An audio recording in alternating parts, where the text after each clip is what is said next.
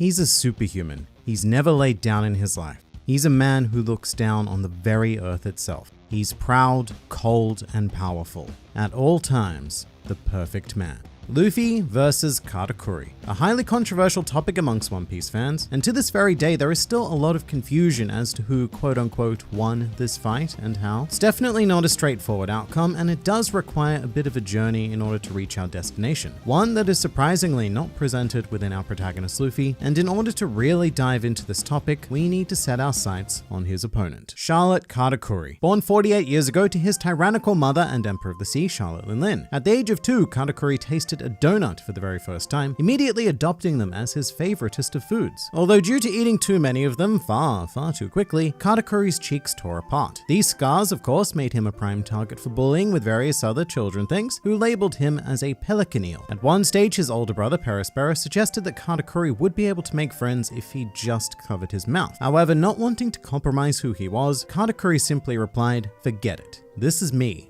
If they laugh, I'll just beat him up." Although that would result in quite an unintended consequence, as the bullies took revenge by beating up Katakuri's younger sister, Charlotte Brûlé. Katakuri immediately blamed himself. He had been too soft, naive, and even selfish. So he came up with a solution to become a person so overwhelmingly powerful that nobody would dare harm those he loved. "I'll show no weakness. I'll make them fear my perfection." And over the next 38 years, Katakuri would hone his strength and status, rising to become a sweet commander of the Big One Pirates, but more importantly, Katakuri successfully built his image of fearsome perfection, with all sorts of wild rumors spreading across Totaland. He's a superhuman. He's never laid down in his life. He's a man who looks down on the very earth itself. He is proud, cold, and powerful. At all times, the perfect man. Even Katakuri himself believed this image. He was the very embodiment of perfection, and someone so feared that nobody would ever dare lay a hand on his family ever again. And you know, that's a very common state of mind for One Piece antagonists. They all tend to think they have things more or less figured out. That is, until they come face to face with a certain pirate captain named Monkey D. Luffy. With chapter 825, we began the Whole Cake Island arc, the climax of which was centered around a delightful tea party being held in Totaland, which was then promptly crashed by Luffy and friends of Luffy, who was here to rescue one of his crew members, an action that would soon forcibly throw him into direct conflict with Katakuri. Before that though, it's important to understand what Luffy presents to Katakuri. This sloppy, goofy, moronic, rubber dude man is the embodiment of imperfection. He is simultaneously loud, arrogant, and weak. So weak that he clearly doesn't even have the power to protect those dear to him, as shown by the mere fact that he had to travel all the way to Whole Cake Island in the first place. And worst of all, look at that scar under his eye. Luffy doesn't even have the sense to cover it up. This man's shameful imperfection is on display for the entire world to see, and what's worse is that he doesn't care. Boiling it down to basics, Luffy and Katakuri's goals aren't that different from one another. They both want to protect those they hold dear, but Luffy is such a half-baked and half-assed incarnation that it serves as an insult to everything Katakuri stands for. And furthermore, Luffy was a threat, an embarrassing yet chaotic force, unbound by traditional logic that needed to be dealt with right here and now, lest Katakuri's family be put at risk. And it would be at this moment that something very surprising happened. Luffy, having seen Katakuri as a similar threat to his own crew, took the initiative and forced the Sweet Commander into a realm known as the Mirror World, a sort of pocket dimension created by the devil fruit abilities of Katakuri's sister Brûlé. Upon entering, Luffy immediately shattered the exit, effectively sealing himself in there with Katakuri, thrusting both of them into what would be a life-altering battle. Although with that said, some say that Luffy was actually attempting to smash the subscribe button for the Grand Line Review, which would have resulted in a consistent injection of One Piece culture uploaded straight into his YouTube feed. Of course, Katakuri being perfect, he had already done that, so I'd recommend that we all follow Katakuri's example, and please do say hi in the comments below if you are a new member of the Grand Fleet. Welcome. And so the opening skirmish began, yielding yet another surprise for both combatants in regards to their devil fruit abilities. Luffy, as the user of the Gomu Gomu no Mi, a paramecia type that obviously turned his body into rubber, got quite a shock when he discovered that Katakuri had consumed a curious fruit named the Mochi Mochi no Mi, a special paramecia that allowed him to manipulate and become mochi, which is like a sticky sort of Japanese rice cake, quite delicious. The end result being that these two actually possessed extraordinarily similar abilities, which allowed Katakuri to mimic Luffy's techniques, or allowed Luffy to mimic Katakuri's techniques, depending on which way you want to look at it. And whilst Katakuri didn't quite understand this yet, he was essentially fighting a direct reflection of himself. A man with the same powers and the same goals who had simply elected to achieve them via a very different philosophy. Luffy is what Katakuri may have become if he'd stuck to his childlike mindset in regards to not caring about how others viewed him. And of course, we should point out that rather appropriately, Katakuri was fighting this reflection of himself in a literal mirror world. So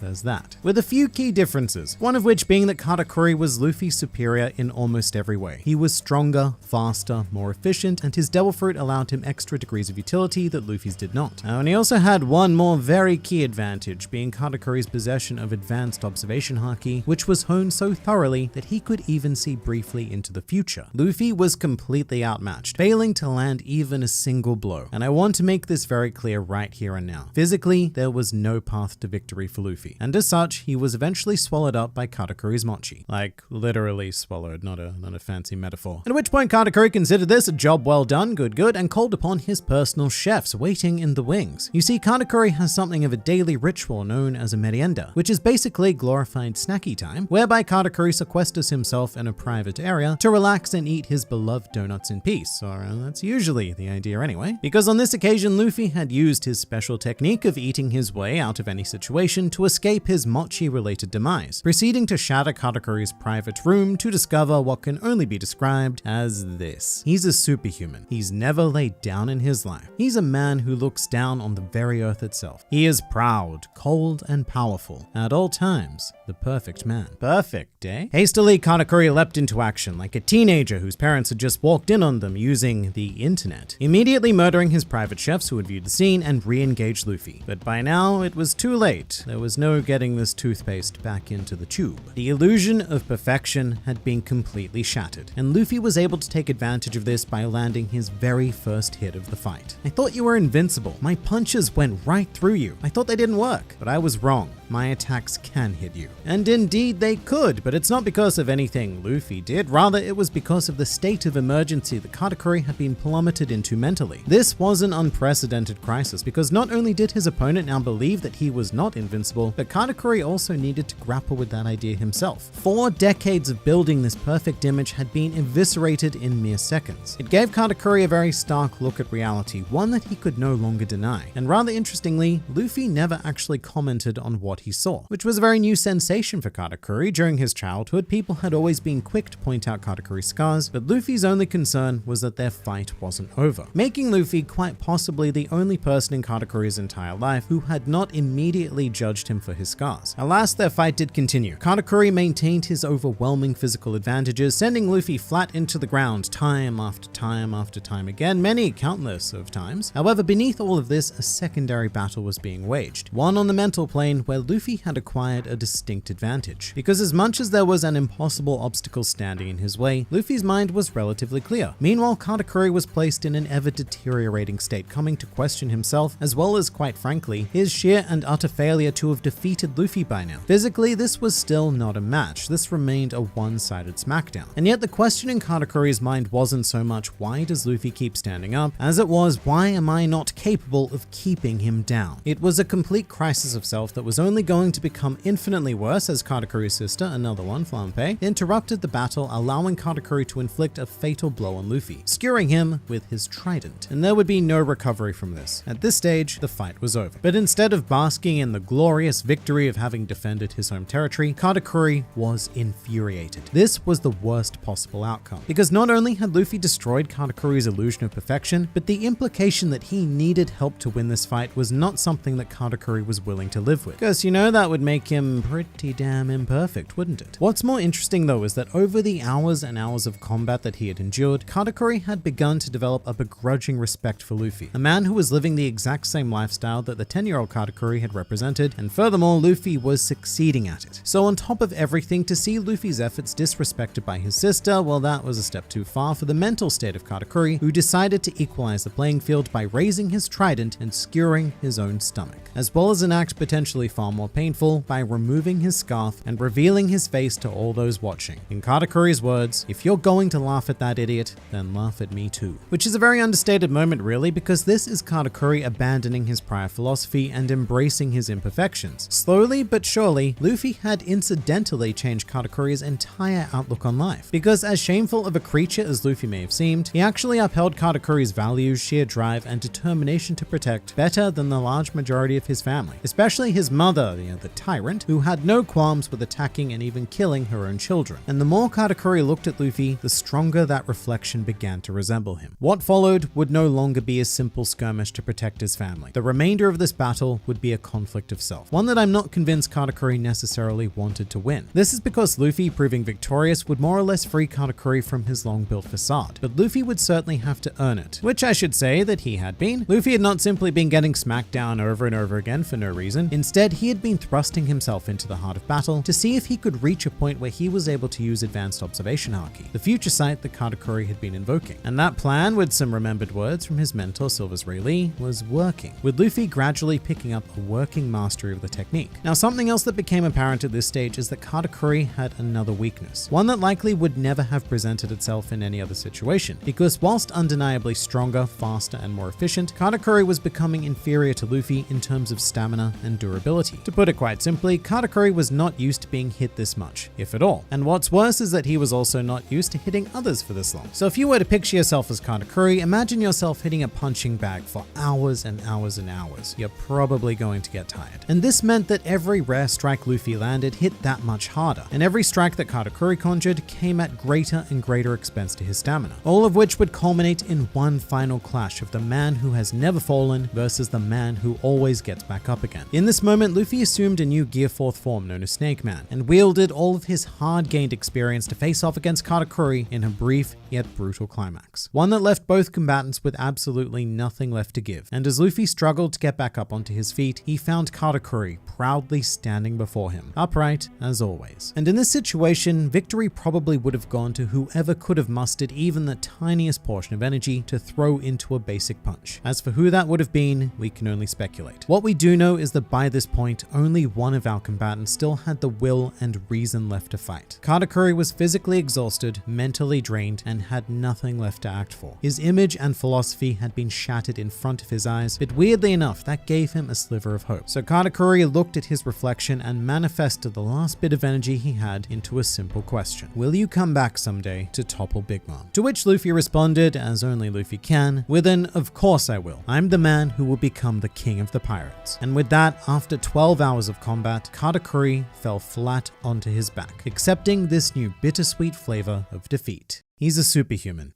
He's never laid down in his life. He's a man who looks down on the very earth itself. He is proud, cold, and powerful.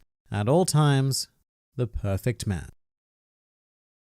After Luffy left to escape the Empire with his crew, Katakuri would be attended to by Brûlé, very much mirroring the situation they'd found themselves in as children, except this time it was Katakuri lying in a pool of his own blood, and it would only be at this point that Katakuri recalled what Brûlé had said to him on that very day. "Don't worry. It doesn't hurt. If you ask me, you're fine the way you are." Thus bringing a close to the longest and most impactful day of Katakuri's life. And just as a bit of an afterword to this story, I've chosen to tell it this way because this is one of the most misunderstood fights in all of One Piece. There are a lot of people who have and who will continue to claim that this is plot armor or just bad writing from Oda, bad author, bad. And I think they feel that way because there is this overwhelming tendency to view this conflict from only Luffy's perspective. I mean, it makes sense, he's the main character after all, but this fight is not about him. I mean, yeah, he has his own subplot happening with trying to learn future sight and all, but the 19 chapters or so that this battle takes up is very much a character study of Katakuri and how he was changed by interacting with Luffy, as so many often are in this series. It's not something we often see explored purely in a fight and almost entirely without any flashbacks whatsoever, but this journey is very much why Luffy versus Katakuri is easily my favorite conflict in all of One Piece. But if you'd like to see another amazing conflict within the series, then please do check out this video which covers the lifelong struggle between Shanks and Blackbeard. Very intriguing stuff, so I look forward to seeing you there.